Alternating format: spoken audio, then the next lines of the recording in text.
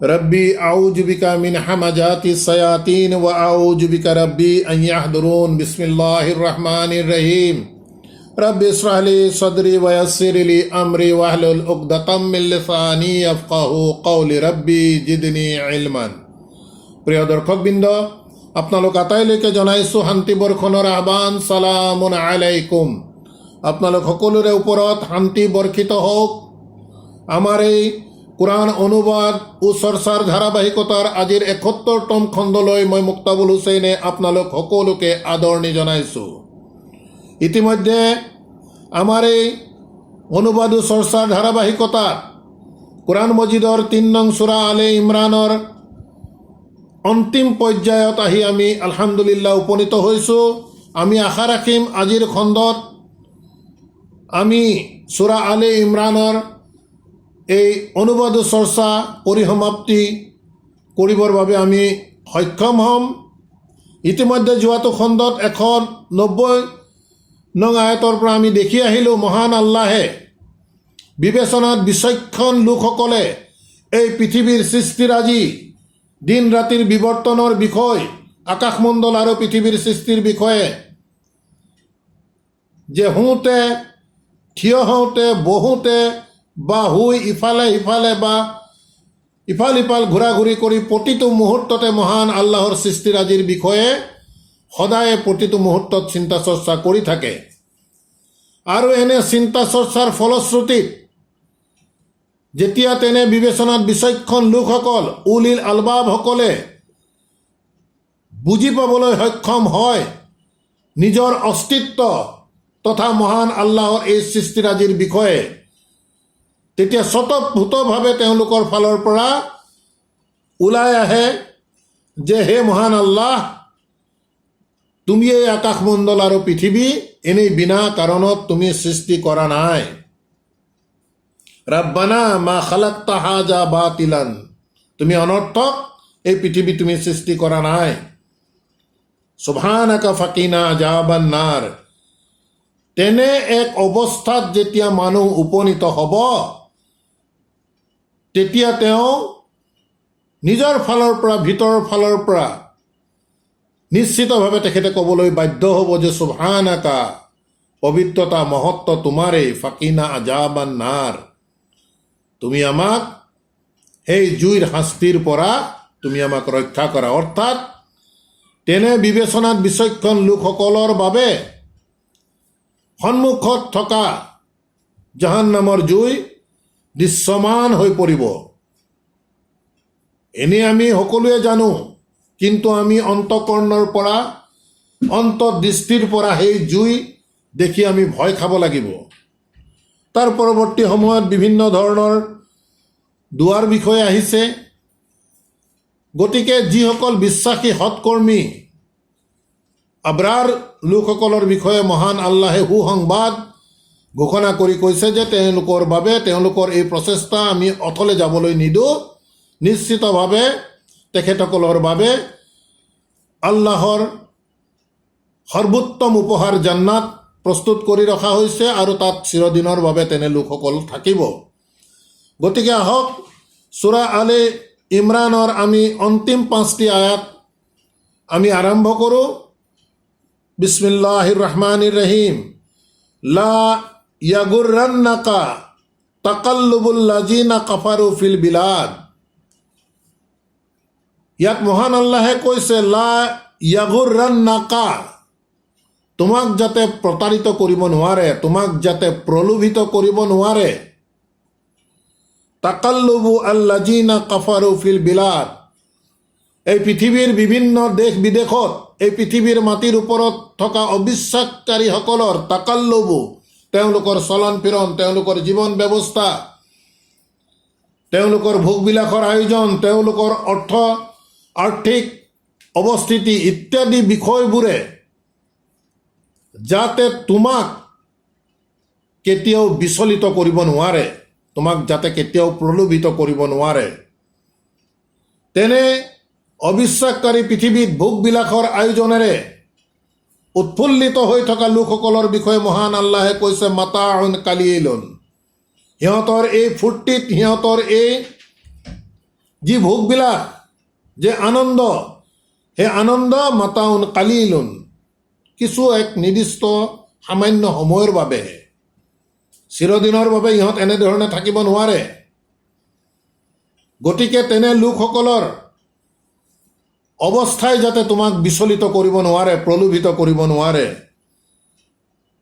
তেনে অবিশ্বাসী লোকসকলৰ বিষয়ে মহান আল্লাহৰ ঘোষণা কৰি কৈছে, চুম্মা মাতাউহুম জাহান্নামা, তাৰ পাছত সিহঁতৰ অৱস্থান হ'ব জাহান্নাম, ওয়াবিসাল মিহাদ, কি এক ভয়ংকৰ সিহঁতৰ এই গন্তব্য স্থান। গতিকে তেনে লোকসকলৰ ভোগবিলাক, তেওঁলোকৰ যি জীৱন ব্যৱস্থা, তেওঁলোকৰ যি ফূৰ্তি, তেওঁলোকে যি আনন্দময় এক পৰিৱেশত তেওঁলোকে দিন ৰাত অতিক্ৰম কৰিছে, তেনে এক জীৱন ব্যৱস্থাই যাতে তোমাক বিশ্বাসী হিচাপে তোমাক যাতে প্ৰলোভিত কৰিব নোৱাৰে। যিহেতু এনেধৰণৰ ভোগবিলাক, পৃথিৱীৰ এই ভোগবিলাক খুব কম সময়ৰ বাবে বুলি কৈছে। লাকিন আল্লাযিনা তাকাউ ৰাব্বাহুম, কিন্তু আল্লাযিনা তাকাউ ৰাব্বাহুম, যিসকলে আল্লাহৰ ৰুখক, ৰাব্বাহুম, সিহঁতৰ প্ৰতিপালকক ভয় কৰে, লাহুম জান্নাতুন তাজৰি, তেনে ভয় কৰা লোকসকলৰ বাবে লাহুম, সিহঁতৰ বাবে জান্নাতুন, আছে এই বাগিচা, তাজৰি মিন তাহতিহাল আনহাৰ, বৈ গৈছে তাৰ তলেদি অসংখ্য নদ নদী জলপ্ৰবাহ। এই বাগিচা, সেই জন্নতৰ বিষয়ে মহান আল্লাহে কৈছে, যিসকলে সিহঁতৰ প্ৰতিপালকৰ ৰুখক ভয় কৰে। তাৰ পাছত কৈছে খালিদিনা ফিহা, তাত সিহঁত অনন্তকাল থাকিব। নুজুলান মিন ইন্দিল্লাহি, এই জান্নাতীসকলৰ আতিথ্য, আপ্যায়ন, হস্পিটেলিটি, নুজুলান মিন ইন্দিল্লাহি, সিহঁতৰ আল্লাহৰ তৰফৰ পৰা জান্নাতীসকলক আতিথ্য কৰা যাব, আপ্যায়ন কৰা যাব।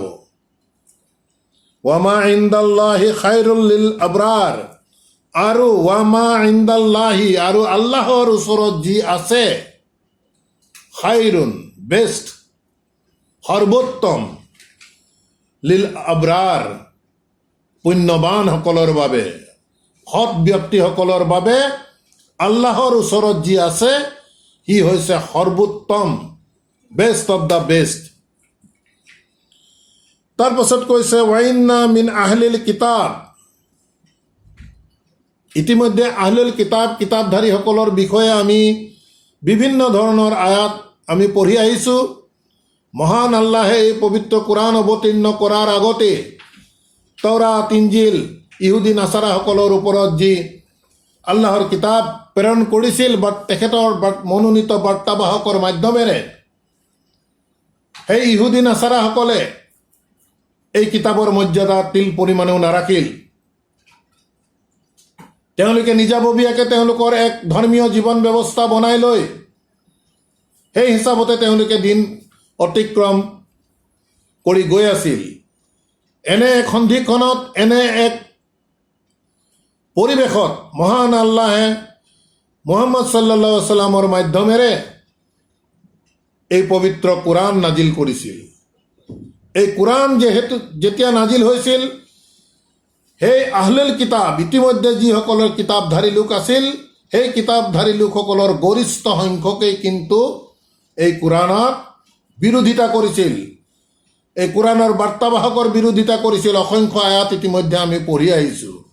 গতিকে তেনে লোকসকলক উদ্দেশ্য কৰি মহান আল্লাহে কৈছে ওয়াইন মিন আহলিল কিতাব, আৰু নিশ্চয় এই কিতাপধাৰীসকলৰ মাজৰ লামান ইউমিনুনা বিল্লাহি, যিসকলে আল্লাহৰ ওপৰত বিশ্বাস কৰে, ওয়ামা উনজিলা ইলাইকুম, ইয়াত মন কৰি যাব প্ৰিয় দৰ্শকবৃন্দ, দুটা শব্দ আহিছে, ওয়ামা উনজিলা ইলাইকুম, আৰু যি তোমালোকৰ প্ৰতি নাজিল কৰা গৈছে, এই কোৰাণক উদ্দেশ্য কৰি গৈছে। এই কিতাপধাৰীসকল লোকসকলৰ মাজৰ যিসকলে আল্লাহৰ প্ৰতি বিশ্বাস ৰাখে, ওয়ামা উনজিলা ইলাইকুম, আৰু তোমালোকৰ প্ৰতি যি নাজিল কৰা গৈছে ৱামা উনজিলা ইলাইহিম, আৰু সিহঁতৰ প্ৰতি যি নাজিল কৰা গৈছিল। শব্দ দুটি হৈছে ইলাইকুম আৰু ইলাইহিম। ইলাইকুম অৰ্থাৎ তোমালোকৰ প্ৰতি যি নাজিল কৰা গৈছে, অৰ্থাৎ এই কোৰাণৰ বিষয়ে কোৱা গৈছে। ৱামা উনজিলা ইলাইহিম, আৰু সিহঁতৰ ওপৰত যি নাজিল কৰা গৈছিল, অৰ্থাৎ ইয়াৰ আগৰ যিসমূহ কিতাপ, সেই কিতাপৰ বিষয়ে মহান আল্লাহে কৈছে ৱামা উনজিলা ইলাইহিম খাশিঈনা লিল্লাহি, আল্লাহৰ প্ৰতি তেওঁলোক একাগ্ৰ হৈ থাকে, বিনয়ী হৈ থাকে, ভয় কৰি থাকে আল্লাহক। সেই লোকসকলৰ, কিতাপধাৰী লোকসকলৰ মাজত তেওঁলোকে আল্লাহৰ প্ৰতি বিশ্বাস কৰে।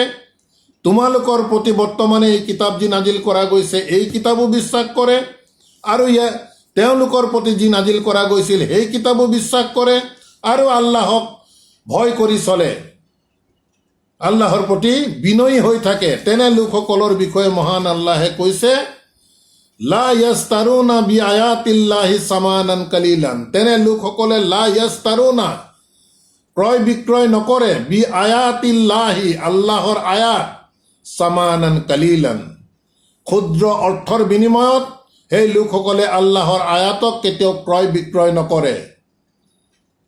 গতিকে তেনে ধৰণৰ লোকসকলক বিষয়ে মহান আল্লাহে ঘোষণা দিছে যে উলাইকা লাহুম, তেওঁলোকে লাহুম সিহঁতৰ বাবে আছে আজৰুহুম, সিহঁতৰ পুৰস্কাৰ, ইন্দা ৰাব্বিহিম সিহঁতৰ প্ৰতিপালকৰ ওচৰত। গতিকে ইতিমধ্যে যিসকল আহলুল কিতাব আছিল, যিসকল কিতাপধাৰী আছিল, তেওঁলোকৰ 100% যে অবিশ্বাসকাৰী আছিল কিতাপৰ, এনে কথা নহয়। তেওঁলোকৰ মাজৰো খুব কম সংখ্যক লোকে তেওঁলোকৰ প্ৰতি প্ৰেৰণ কৰা কিতাপকো বিশ্বাস কৰিছিল, আল্লাহৰ প্ৰতি বিশ্বাস কৰিছিল, আৰু এই কিতাপৰ প্ৰতিও বিশ্বাস কৰিছিল। আৰু তেনে লোকসকলে সামান্য অৰ্থৰ বিনিময়ত আল্লাহৰ আয়াতক কেতিয়াও ক্ৰয় বিক্ৰয় কৰা নাছিল। গতিকে তেনে চৰিত্ৰৰ লোকসকলৰ বিষয়ে মহান আল্লাহৰ ঘোষণা যে সিহঁতৰ পুৰস্কাৰ সিহঁতৰ প্ৰতিপালকৰ ওচৰত নিশ্চিতভাৱে আছে। ইন্নাল্লাহা সাৰিউল হিসাব, নিশ্চয় আল্লাহ হিচাপ কৰাৰ ক্ষেত্ৰত যথেষ্ট ক্ষিপ্ৰ। গতিকে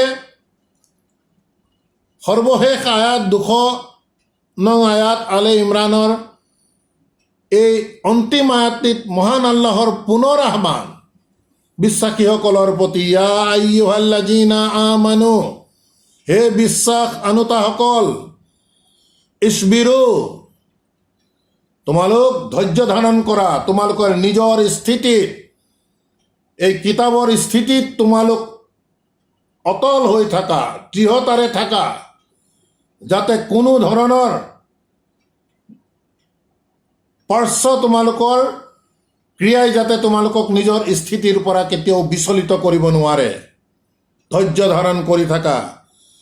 বিশ্বাসীসকলক উদ্দেশ্য কৰি মহান আল্লাহে কৈছে, হে বিশ্বাসীসকল, ইছবিৰু, ধৈৰ্য ধাৰণ কৰা, স্থিতিত অটল হৈ থাকা, ৱা সাবিৰু, আৰু এই ধৈৰ্যৰ তোমালোক ধাৰক হোৱা।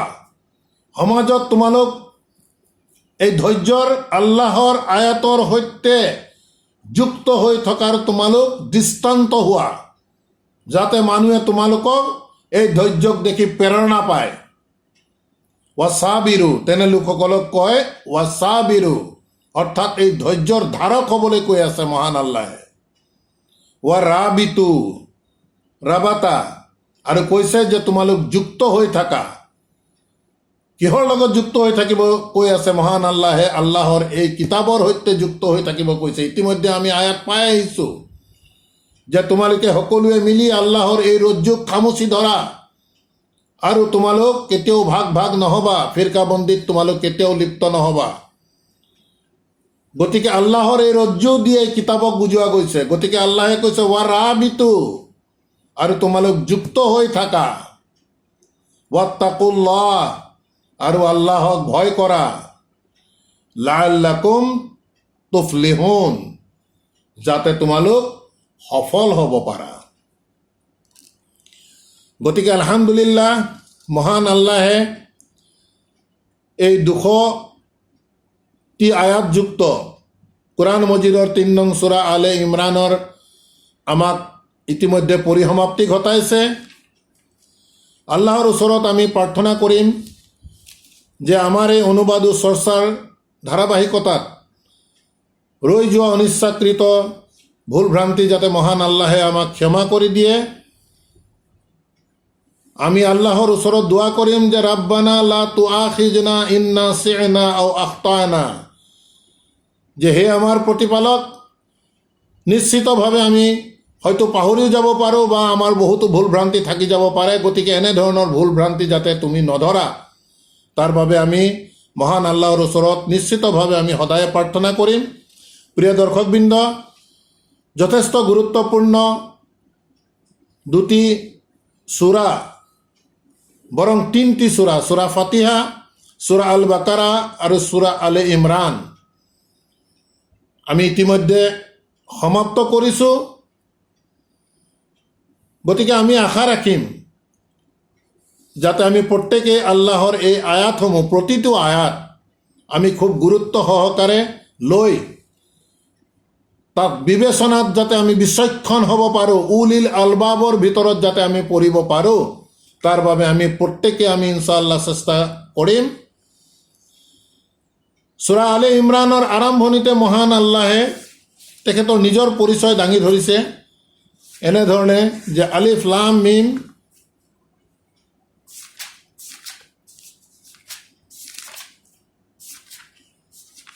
ইতিমধ্যে সূৰা আল বাকাৰাও একেধৰণৰে আৰম্ভ হৈছিল। সূৰা আলে ইমৰান আৰম্ভ কৰিছিল মহান আল্লাহে আলিফ লাম মিম আল্লাহু লা ইলাহা ইল্লা হুয়াল হাইয়ুল কাইয়ুম। আৰম্ভণিৰ আয়াততে মহান আল্লাহে তেখেতৰ নিজৰ পৰিচয় দাঙি ধৰিছে যে আল্লাহ, আল্লাহ সেইজনে, লা ইলাহা ইল্লা হুয়া, তেখেতৰ বাহিৰে কোনো মান্য নাই, সেইজনে হৈছে আল্লাহ। আৰু তেখেত আল হাইয়ুন, চিৰঞ্জীৱ, আল কাইয়ুম, চিৰস্থায়ী। গতিকে আল্লাহৰ পৰিচয় আল্লাহে আৰম্ভণিতেই সূৰা আলে ইমৰানৰ প্ৰথমটি আয়াততে মহান আল্লাহে অতি স্পষ্টভাৱে ঘোষণা কৰি দিছে। পৰৱৰ্তী সময়ত আল্লাহে আমাক কিতাবৰ পৰিচয় দাঙি ধৰিছে। কোৱা গৈছে যে হুৱাল্লাযী আনজালা আলাইকাল কিতাবা মিনহু আয়াতুন মুহকামাত হুন্না উম্মুল কিতাব ওয়া উখারু মুতাসাবিহাত।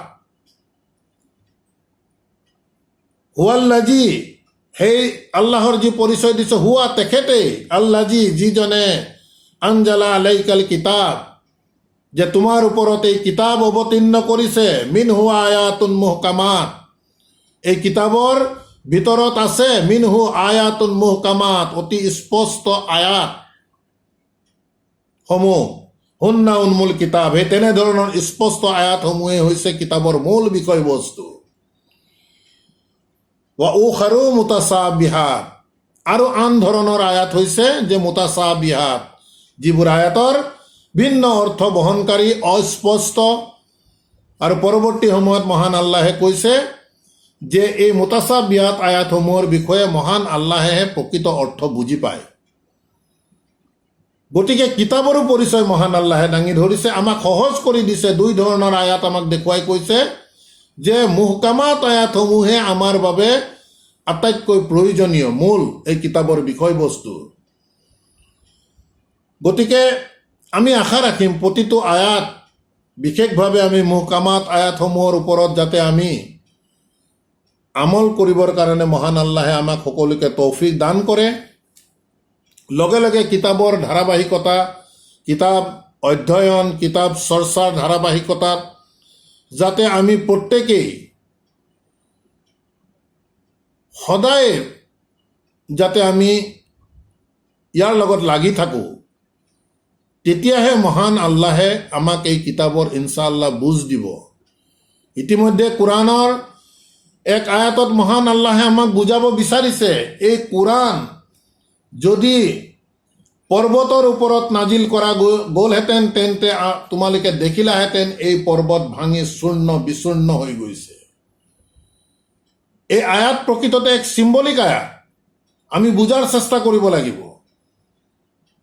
পৰ্বতৰ ওপৰত পাহাৰৰ ওপৰত নাজিল কৰাৰ অৰ্থ যে পৰ্বতৰ ওপৰৰ পৰা কিতাপখন পেলাই দিয়াৰ কথাটো বুজোৱা নাই, বৰং ইয়াক বুজোৱা গৈছে যে এই পাহাৰ পৰ্বতৰ ওপৰত যদি এই কিতাপ নাজিল কৰা যায়, তেতিয়া এই পাহাৰ পৰ্বতে যেতিয়া এই কিতাপৰ মূল বিষয়বস্তুসমূহ যেতিয়া বুজি পাব, ইমান ডাঙৰ ডাঙৰ পাহাৰ পৰ্বতো ভাঙি চূৰ্ণ বিচূৰ্ণ হৈ গ'ল। এই কথাটোহে মহান আল্লাহে আমাক বুজাব বিচাৰিছে। অৰ্থাৎ আমি এই কিতাপ আমি ভাল ধৰণে বুজিবৰ বাবে আল্লাহৰ এই আয়াত প্ৰকৃততে আমাৰ ওপৰত নাজিল হ'ব লাগিব আল্লাহৰ তৰফৰ পৰা। আৰু যেতিয়াই আল্লাহৰ আয়াত আমাৰ ওপৰত নাজিল হৈ যাব, যেতিয়াই আমি এই আয়াতৰ কথা বতৰাবোৰ আমি ভিতৰৰ পৰা উপলব্ধি কৰিব পাৰিম, ভিতৰখন আমাৰ তেতিয়া চূৰ্ণ বিচূৰ্ণ হৈ যাব। এই দুনিয়াই পৃথিৱীৰ ভোগবিলাক আমাৰ কাৰণে কোনো কাম নাইকিয়া হৈ যাব। গতিকে আমি সদায় বাৰে বাৰে কৈ আহিছোঁ যে আল্লাহৰ এই আয়াত, আল্লাহৰ ভাষা বহুত ওপৰৰ ভাষা। গতিকে আমি প্ৰতিটো আয়াতক লৈ আমি চিন্তা চৰ্চা কৰিব লাগিব। এনেই ওপৰেদি পঢ়ি আৰবীৰ পৰা অসমীয়াত বুজি আমি বাইপাছ কৰি ওলাই গ'লে কোৰাণে আমাক স্পৰ্শ কৰিব নোৱাৰে। তাড়াহুৰা কৰাৰ কোনো প্ৰয়োজন নাই। আমি খুব ধীৰ সুস্থিৰে, আল্লাহৰ নিৰ্দেশ আছে, আমি পাম পৰৱৰ্তী সময়ত সূৰা আল কিয়ামা শেষৰ ফালে আমি এই কথা বতৰাবোৰ আমাৰ বাবে ইনশাআল্লাহ স্পষ্ট হৈ পৰিব। গতিকে প্ৰতিটো আয়াত আমি এটা দুটা আয়াতকে আমি ভাল ধৰণে পঢ়োৱা হওক, কি ক'ব বিচাৰি আছে, তাৰ সাৰমৰ্ম কি, তাৰ ভিতৰৰ মূল কথা কি, এনেবোৰ কথা আমি প্ৰতিটো মুহূৰ্ততে আমি চিন্তা কৰি থাকিব লাগিব। তেতিয়াহে মহান আল্লাহে আমাক এই কোৰাণ আমাৰ প্ৰতি নাজিল কৰাব, আমাক স্পৰ্শ কৰাব। আৰু তেনে পৰিস্থিতি আহিলে আমাৰ ভিতৰ প্ৰকৃততে আমাৰ চূৰ্ণ বিচূৰ্ণ হৈ যাব। আমি আল্লাহৰ পথত একনিষ্ঠ হ'বলৈ তেনে লোকসকল আমি নিশ্চিতভাৱে বাধ্য হৈ যাম। গতিকে আলহামদুলিল্লাহ, ইনশাআল্লাহ আমি পৰৱৰ্তী খণ্ডত কোৰাণ মজিদৰ পৰৱৰ্তী সূৰা আন নিসা 4 নং সূৰা আমি আৰম্ভ কৰাৰ চেষ্টা কৰিম।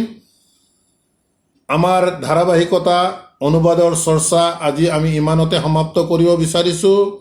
ৰব্বানা আমান্না বিমা আনজালতা ওয়াত্তাবা'নাৰ ৰাসূলা ৰব্বানা লা তুআখিজনা ইন্না নাসিনা আও আখতা'না ৰব্বানা তাকাব্বাল মিন্না ইন্নাকা আনতাস সামিউল আলিম। সালামুন আলাইকুম।